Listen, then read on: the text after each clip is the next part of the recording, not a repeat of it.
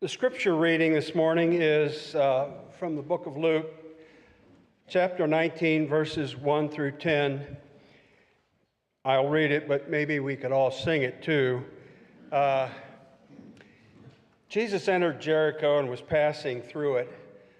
A man was there named Zacchaeus. He was a chief tax collector and was rich. He is trying to see who Jesus was, but on account of the crowd, he could not because he was short in stature.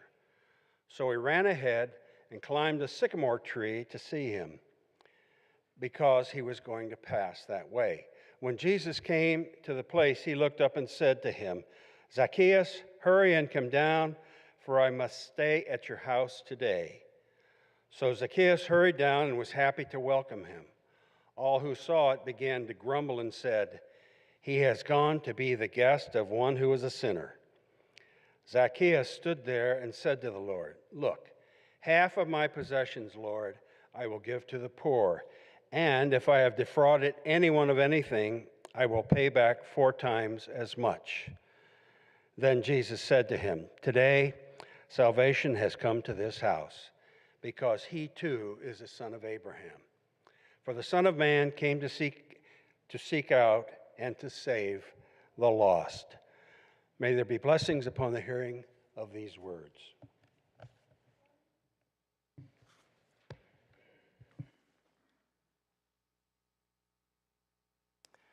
Quentin, thank you so much for being our lay reader. And as many of you know, or you may not know, Quentin is one of our charter members. So it's very good to have you. And so thank you for your ministry and service to all of us. Do you invite yourself over for dinner? My mom, bless her heart, and may she rest in peace, taught me it is rude. You wait to be invited. You do not ask, and you do not demand to say, "I'm coming over for dinner tonight." And I wasn't sure if this was just my mom telling me, even though I'm an adult woman, her voice is still with me. So I asked others, "Do you invite yourself over for dinner?" And they say, "Oh, no, that is rude." I think we must have had all the same mom or elders telling out what is etiquette. Apparently, Jesus did not get that lesson. Because when he came to town, he said, "I'm coming to your house tonight." Unannounced, not caring if the house is clean or not, or if everything is sorted, or what is going to be served. He just says, "I'm coming over to dinner." And even more rude, Zacchaeus, because of his position, is a wealthy man, and Jesus is not. No ever would any poor person invite yourself over to a wealthy person. I mean, that is just double rude. Zacchaeus, or Zach for short, is a well-known person in town. Everyone knows him, but nobody likes him. The name Zacchaeus means clean or innocent. He was certainly not innocent. And I do not know about the cleanliness part. It doesn't say so anywhere. He worked the system. He followed orders. And by doing so, he exploited others. Zach knew how to get ahead. He cheated and he lied. He was loyal, not to the people, but to those in power. And as a chief tax collector, he did not only follow orders, but he told others to follow orders as well. And as a Jew, he was not a Roman citizen, and there was only one way to get wealthy: do what the authorities demand, regardless of how other people react. Do whatever it takes to get rich, to heck with the others. And Romans occupied the land, so they were in power, and there were certain positions which could make you wealthy and you can climb up the ladder. That involved collecting taxes from your neighbors.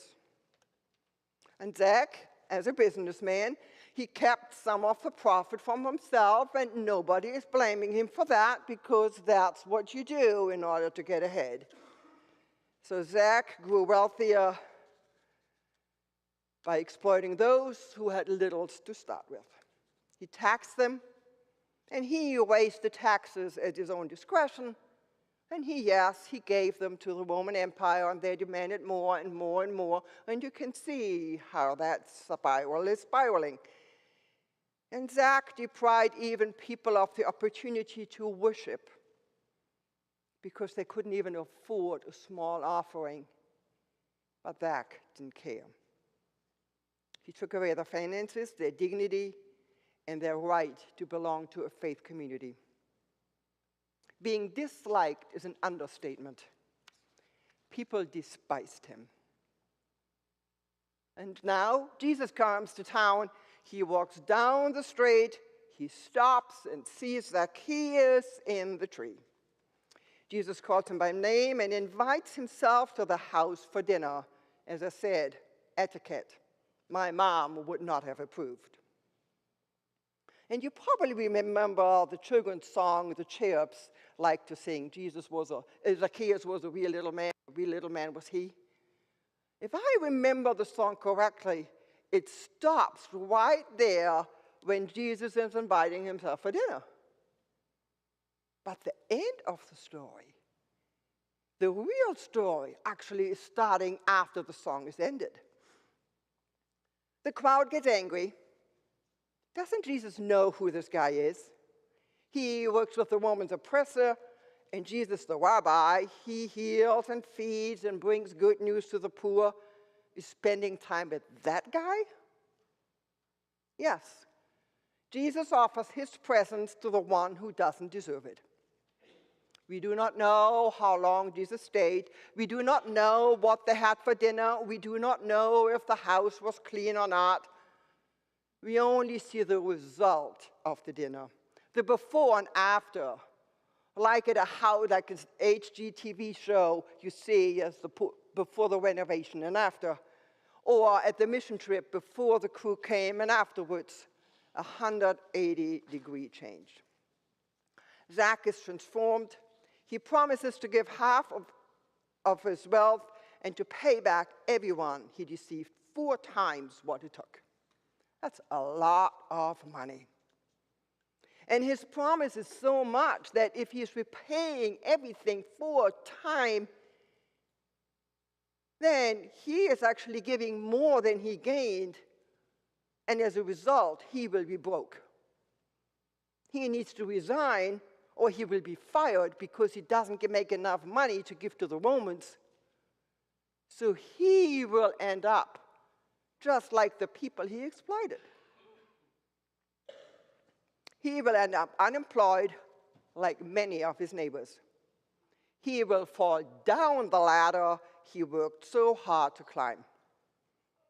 And then Jesus says, today's salvation, which means healing and wholeness, has come to this house. Familiar story, and much more than just a cute children's song. Because this is the gospel, the good news. Jesus is not only good news for Zacchaeus or for Zach, but for us too. Because I believe there are many people like Zach living amongst us. Yeah, I understand we are not occupied by the Roman Empire. I get that. However, there are people who are following orders. And there are people who give orders just to get ahead. Not necessarily stealing, or maybe some people do that too, but living in a way that they are deceiving and bringing fear and violence to others. But I believe if Jesus can transform Zach and offers him a new life, how much more can Jesus do to people today? Imagine what the world would look like if everyone who cheated, mistreated others, took advantage of the poor, we paid what they took. Imagine if the wealthy did not just get richer, but shared their wealth. Think about how different the world would be if people in power did not just follow orders and avoid climbing the ladder of personal wealth, but cared more about others. Imagine what the world would look like if people treated others with respect. Because it is not a joke to take selfies in front of street signs where other people are kept in undescribable living conditions in an overcrowded area in Florida. Imagine a world where people do not live in fear or violence and are not picked up from work, just as it happened in Columbus last week. Imagine a world where people do not make jokes about other people being thrown into alligators to be eaten. Imagine a world where leaders genuinely care for others. Last week, the 35th General Synod of the United Church of Christ took place in Kansas City, Missouri. Matthew Schmidt and I had the privilege of being delegates, representing our church, Central Southeast Ohio Association, and the Heartland Conference. And Chris Schmidt was also present because he works with the church in the partnership between Berlin, Germany, and New York Conference. And he served as a delegate for the New York Conference. Thousands of our closest friends from the United Church of Christ from all over the country and international ecumenical guests from around the globe, we worshiped together and we worked together. We learned in workshops, we connected, worked on church resolution, and got a lot of resources. Our theme for the 5 days was Into the Deep, related to the gospel story when Jesus encouraged his disciples to leave the comfortable shores and go deep to fish in the deep unknown waters. Our general minister and CEO of the United Church of Christ, Reverend Dr. Karen Georgia Thompson, in her sermon last Sunday said, Jesus Christ transforms us. When we are anchored in God, we take risks, knowing that God is guiding us. We leave behind what is known and comfortable. The living Christ changes lives. And after we encounter Jesus, there's a different outcome. No, she was not relating to Zacchaeus. She was relating the story to the fisherman who dared to go into the deep. However, Zacchaeus, after he met Jesus, realized the selfishness of his ways, and he promised to make a world a better place. He takes huge risks by reaching out to the people, repaying his debts and making amends. After he knows better, he does better.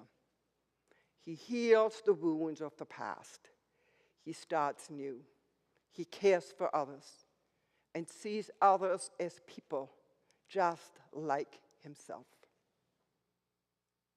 He's probably afraid, but love is bigger than fear. It takes risks, and that's hard, but Jesus encourages us, as he did with Zach, to leave the comfortable shores. So did 30 brave people of our church, hardworking people, from rising incoming high schoolers to those who graduated high school just a few years ago. Spent 1 week on the mission trip near Parkersburg, West Virginia. We saw the beautiful pictures out here earlier, and thank you to those who made it this morning. I see you, and thank you, thank you, thank you. More than a third went for the first time. You risked a lot. Sharing space, eating together, working together as a team, small living spaces, and being surrounded by 29 other people all week long. in the heat, in the humidity, and always a smile on your face, trying to do the work which was ahead of you, trying to make the world a better place for somebody else. Huge risk. Different ages, different personalities, different preferences of what you prefer to eat, how you like to sleep, what the temperature in your room, just to name a few. The photos are incredible, and I want to thank you from the bottom of my heart from the hard work you did. It is not easy, and you are all heroes in my eyes. Hard, sweaty work. The heat, humidity, but so much fun. I am proud of all of you, especially to those who took the risk to go for the first time. You took huge risks, and you were rewarded. Summer is short, and there's so many other ways you could spend a whole week of your short, wonderful summer. But you gave one whole week, hard work, to live for others. Thank you. Just like Zach, you transformed the world by doing something and not only thinking about yourself, but you gave of yourself so that others could live. You cared for others. So Jesus says, today salvation, which is healing and wholeness, has come to this house. And looking at you, either here in the sanctuary or at the pictures online, you bring hope to me in this world which looks a lot of times very bleak. I'm so glad that you dared to take risks and dared to care for others. And Jesus will say to you, as he did to Zacchaeus, today salvation, which is healing and wholeness, has come to your house. And just in case you are wondering, what does the UCC General Synod do? Just 2 days ago, on 18th of July, and there was a Newsweek article where the UCC was quoted. Reverend Clara Sim of First Congregational Church in Albuquerque, New Mexico says, our faith has always called us into spaces on behalf of the vulnerable, especially when people are made vulnerable by really corrupt systems of power. Thank you to Zacchaeus, and thank you to all of you who take risks on behalf of others. May God be with you. Amen.